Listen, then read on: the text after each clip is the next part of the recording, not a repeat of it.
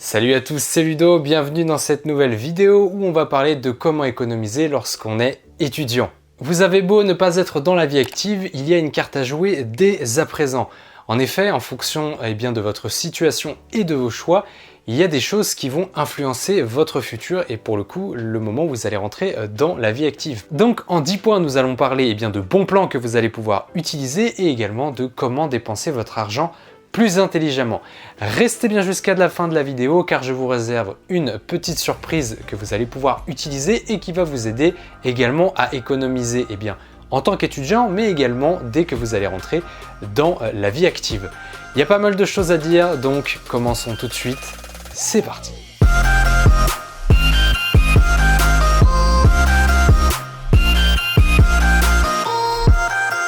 Donc premier point, comme quelqu'un dans la vie active, faites le total de vos entrées et de vos dépenses d'argent. L'objectif, savoir ce qui se passe mensuellement dans votre portefeuille. Donc tout simplement, répertorier vos dépenses. Donc ça peut être le loyer si c'est vous qui le réglez, l'électricité, l'eau également, la box internet, votre forfait mobile, Netflix, etc. Et il y a aussi les entrées d'argent, donc ça peut être de l'argent de poche, des aides, votre job étudiant si vous en avez un. J'ai déjà fait une vidéo sur le sujet qui en parle bien et justement je vous invite à aller la voir, c'est également le premier point que je cite. Deuxième point, on parle d'argent, donc parlons des banques. Faites en sorte que votre compte bancaire vous coûte le moins d'argent possible, voire même 0 €. Et c'est tout à fait possible, notamment grâce aux banques en ligne.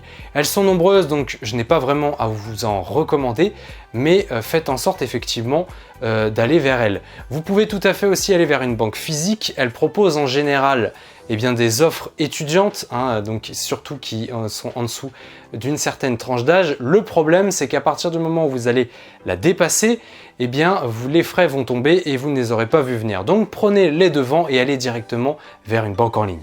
Troisième point, cherchez des aides et peu importe si vous avez des difficultés financières ou pas, tout simplement si vous avez le droit des aides, profitez-en. Ça peut être différentes aides, donc il y a par exemple la CAF pour le logement ou encore des bourses étudiantes. Donc à vous de voir, je vais vous laisser des liens dans la description pour que vous puissiez voir ça. Il y a d'autres organismes aussi qui peuvent aider pour les logements. C'est assez variable, donc ça je vais vous laisser regarder dans votre coin, mais pensez-y, ça peut réellement vous aider pour tout un tas de choses. Quatrième point, la nourriture. On ne peut pas s'en passer, mais on peut faire en sorte de dépenser notre argent plus intelligemment dedans. Donc, premier conseil que je peux vous donner, faites une liste de courses à la semaine. Ça va vous permettre de ne pas vous écarter et de ne pas dépenser un petit peu sous l'impulsion, d'acheter vos courses sous l'impulsion. Restez justement dans la liste que vous avez faite et évitez justement les tentations. En ce qui concerne les magasins que vous pouvez choisir, je peux vous recommander éventuellement les hard discount si vous êtes vraiment ric-rac et si ça peut justement vous rassurer, vous pouvez retrouver des produits bio dans ces hard discount. Et deuxième conseil que je peux vous donner sur la nourriture, faites vos repas vous-même et notamment si vous n'avez pas de restaurant universitaire qui vous propose des repas à moins de 5 €. Par exemple, si vous arrivez effectivement à manger pour 3 € dans un restaurant universitaire, en tout cas, vous pouvez réussir à le faire avec de la nourriture que vous achetez vous-même. Tout simplement, à la semaine, vous pouvez faire 10 € d'économie. Et représenter, à l'année, ça fait quand même un sacré pactole. Et oui, elles étaient là, vos économies. Et troisième conseil que je peux donner sur la nourriture, utilisez des applications qui vont vous permettre d'avoir des courses moins chères et également d'éviter le gaspillage. Donc vous avez, par exemple, Too Good To Go ou encore Phoenix. Ces applications vont vous permettre d'avoir des paniers surprises. Quand je dis surprise, c'est que vous ne savez pas réellement ce qu'il y a dedans, même si des fois il y a des indications quand même. Vous savez que par exemple vous allez avoir des fruits et légumes, mais vous ne savez pas lesquels. En l'occurrence, je pense que ces applications méritent une vidéo dédiée, mais vous avez compris le principe, donc n'hésitez pas, ça peut vous permettre quand même de faire des économies. Cinquième point, le logement qui peut vous coûter relativement cher si pour le coup vous êtes obligé de quitter par exemple le domicile familial pour aller étudier. Et pour ça, il y a une option très simple, la colocation, vous y avez peut-être déjà pensé, qui permet évidemment de réduire les frais en fonction évidemment du nombre d'étudiants qu'il y aura à l'intérieur. Si vous êtes seul dans votre logement, faites évidemment attention d'être en capacité de pouvoir payer votre loyer mensuellement. Et enfin, encore une fois, n'hésitez pas à utiliser les aides justement pour vous aider à abaisser un petit peu le niveau de charge de votre logement. Sixième point, les transports. Vous allez sûrement y être confronté pour rejoindre votre établissement scolaire.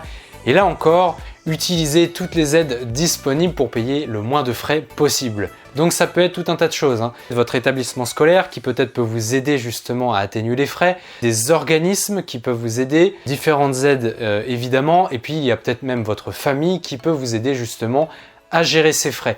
Et encore, quand je dis transport, là on est plus dans le transport en commun, mais vous avez également donc la voiture ou les scooters, etc. Là où vous allez être le conducteur, et donc faites en sorte évidemment de diminuer les frais le plus possible parce que ça peut partir très vite au mois. Vous avez également la possibilité d'utiliser des moyens de transport plus écolos et en plus moins coûteux, donc évidemment le vélo, il peut être électrique, et vous avez la trottinette et elle peut être également électrique. Et là aussi, il existe des aides pour baisser le prix de ces objets ou de ces véhicules, je ne sais pas, donc n'hésitez pas à les utiliser.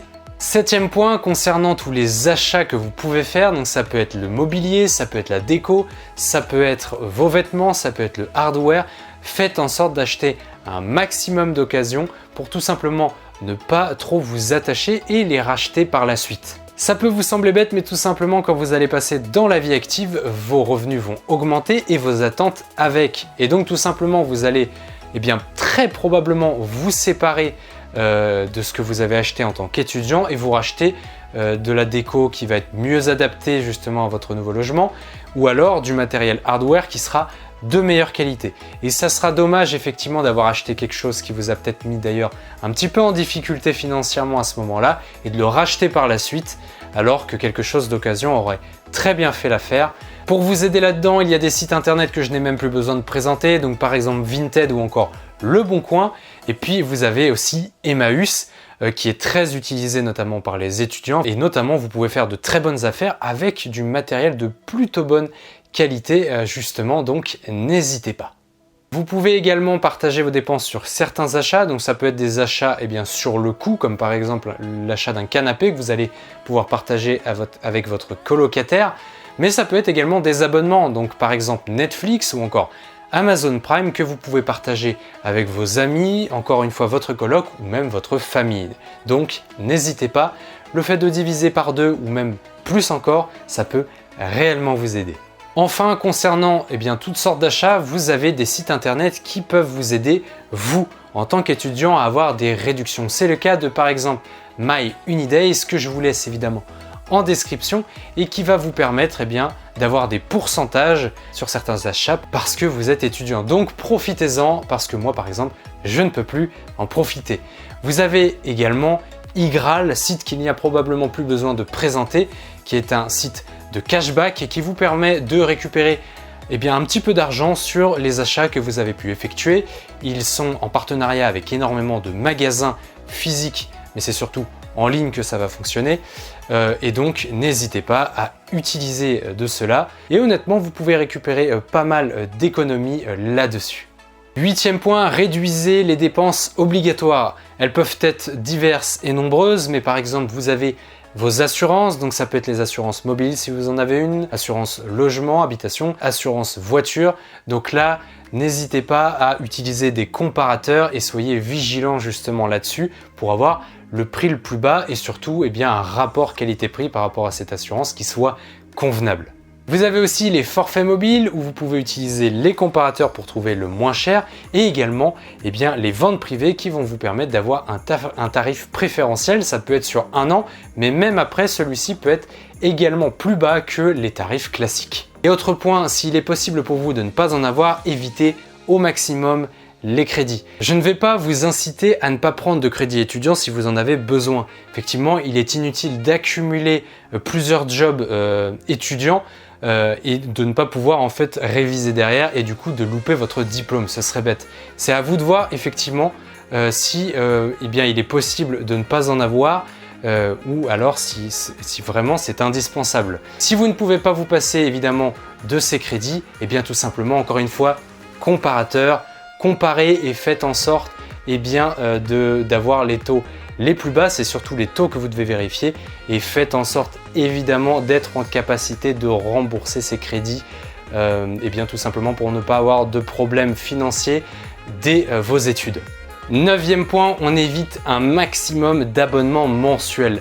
Et même s'ils ont un coût relativement bas, ça peut véritablement être un piège sur le long terme si vous avez une dizaine d'euros qui partent eh bien, mensuellement et surtout que vous ne les voyez pas venir. Alors évidemment, si vous utilisez ces services, je ne vais pas vous recommander de les enlever, c'est surtout si vous ne les utilisez pas ou peu, en fait, et là, il peut y en avoir un certain nombre. Donc ça peut être Netflix ou la salle de sport, hein, ça c'est malheureusement eh bien, un abonnement qui coûte d'ailleurs relativement cher hein, et qui pour le coup, si vous pouvez vous en passer, si vous ne l'utilisez pas, évidemment, eh bien arrêtez tout, ça peut vous coûter relativement cher. Et vous avez aussi Amazon Prime, Audible, etc. Il peut y avoir différents services, donc évitez un maximum de ces abonnements.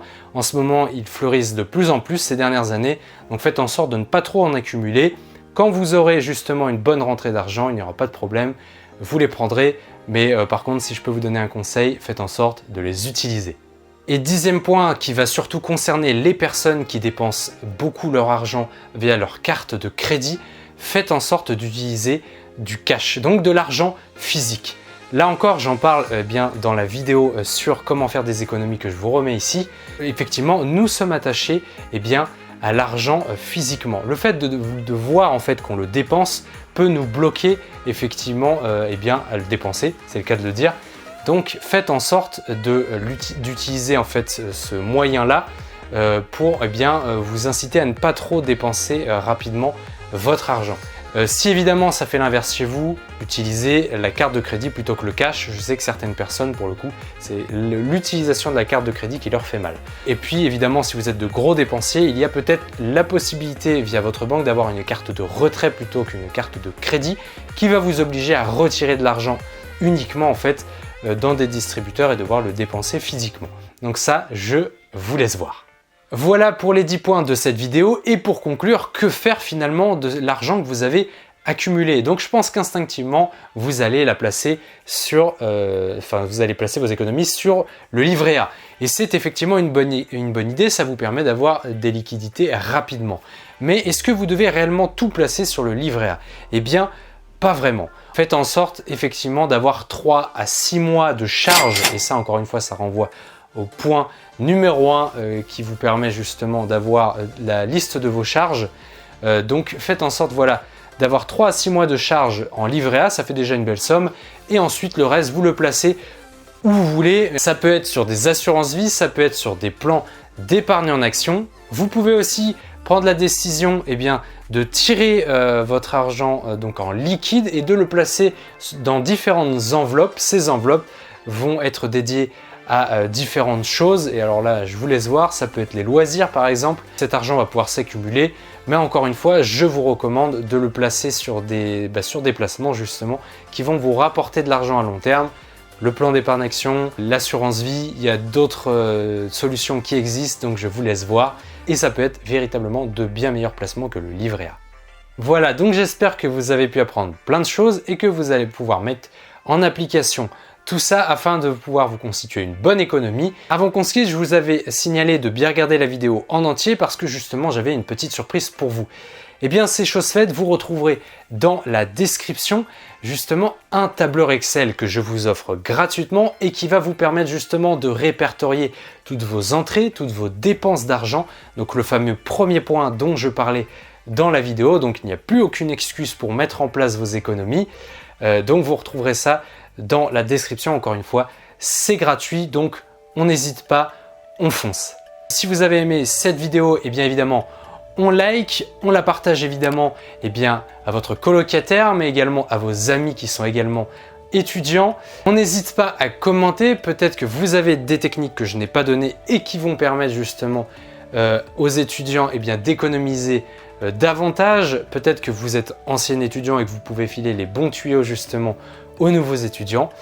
Peut-être qu'également vous avez des difficultés à économiser et que vous souhaiteriez justement en parler.